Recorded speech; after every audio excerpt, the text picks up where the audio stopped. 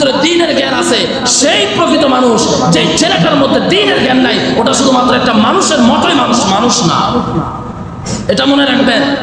একই কথা আমাদের বোন আমাদের ভাইদের ক্ষেত্রেও, একই কথা আমাদের ছেলেদের আমাদের মেয়েদের ক্ষেত্রেও।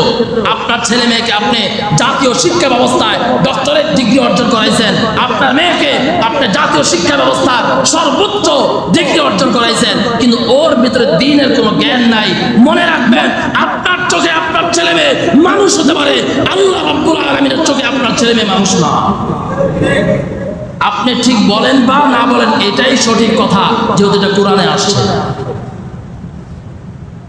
অতএব যারা সন্তানদেরকে দ্বীনের জ্ঞান দেয় নাই, মৃত্যুবরণ করার আগেই আপনি আপনার সন্তানকে দ্বীনের জ্ঞান দেওয়ার চেষ্টা করেন।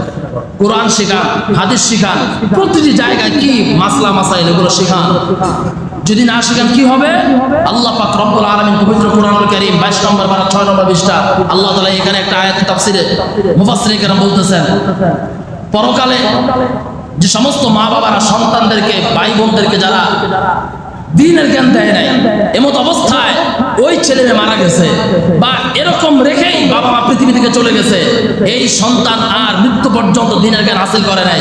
মৃত্যুবরণ করার পরে আল্লাহ পাক রব্বুল আলামিন যখন বিচার ব্যবস্থা দাঁড় করাবেন, মাকেও ডাকবেন বাবাকেও ডাকবেন, তার ছেলে মেয়েদেরকে এক পাশে দাঁড় করাবেন। ছেলে মেয়েদেরকে যখন বলবে, কি বাবা তোমার হিসাব নামার হিসাব খাতার এই হালত কেন, তোমার হিসাব খাতার এত অপবিত্র কেন, এত অনৈতিক কাজ, এত অসামাজিক কাজ কেন, তখন ছেলে মেয়েরা তখন বলবে, আল্লাহ আমার বাবা মাকে আপনি প্রশ্ন করেন, তারা আমাকে শিক্ষা দিয়ে যায় নাই বিদায় আজকে আমার এই হালত।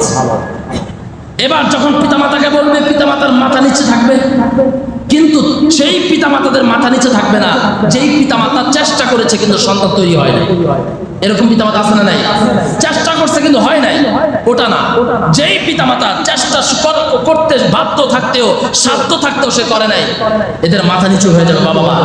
তখন এই ছেলে মেয়ে আল্লাহর কাছে বলবে, আল্লাহ যেহেতু আজকে জাহান্নামে যেতে হলোই, আমার কলিজার টুকরা বাবা মার কারণে আজকে আমি জাহান্নামে যাচ্ছি, আপনার কাছে একটা অনুরোধ। কি অনুরোধ? আমার বাবা মাকে শোয়ায়া দেন, আমি জাহান্নামে যেতে চাই, কিন্তু আমি জমিনের উপর পাড়া দিয়ে না, আমার বাবা মার পেটটার উপর পাড়া দিয়ে আমি জাহান্নামে যেতে চাই। বলেন নাউজুবিল্লাহ। বিশ্বাস যদি না হয় তাফসীর খুলেন, 22 নম্বর পারা বের করেন, 6 নম্বর পৃষ্ঠা ভালো করে পড়াশোনা করেন, দেখেন ওইখানে তাফসীরের মধ্যে লেখা আছে এই কথাগুলো। وقالوا ربنا إنا أطعنا سادتنا وكبراءنا فأضلونا السبيل। মুরব্বিদের কারণে বাবা মার কারণে যারা জাহান্নামে যে গেছে, পথভ্রষ্ট হয়েছে, এরা তাদের পেটের উপর বুকের উপর পাড়া দিয়ে জাহান্নামে যাবে। মুহতারাম হাজরিন, এজন্য বলতে চাই, শিক্ষা ব্যবস্থা আপনার ব্যক্তিগত স্বাধীনতা রয়েছে, চাইলে আপনি জাতীয় শিক্ষা ব্যবস্থার পথ ধরতে পারেন।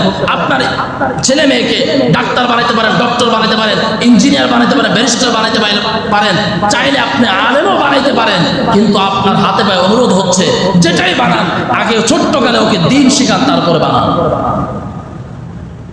কথা বলেন ঠিক না? কোরআনের পাওয়ার যখন অন্তরে থাকবে, এই কোরআনের আলো চুম্বকের মতো কাজ করবে। ও ডাক্তার হলেও কোরআনের আলোয় আলোকিত ডাক্তার হবে, ও আকাম করবে না, ও খারাপ হবে না। এই জন্য প্রতিটা ছেলে মেয়েকে যারা আজকে শিক্ষা দেন নাই, এখন ছেলে মেয়ে বড় হয়ে গেছে, তো কি হয়েছে? মুরব্বীরা এখন শিখতেছে না, সারা বাংলাদেশে শিখে কি শিখে না? দ্বীন শিখতেছে না, হাদিস শিখতেছে না, ছেলে মেয়েদেরকে শেখাও। রাসূলের শিক্ষা ব্যবস্থা এই রাষ্ট্র পরিচালনার মধ্যে সর্বপ্রথম থেকে গুরুত্ব দিয়েছেন শিক্ষা ব্যবস্থা, কারণ এটা ছাড়া আমার দেশের নাগরিক সঠিক পদ্ধতি আসবে না।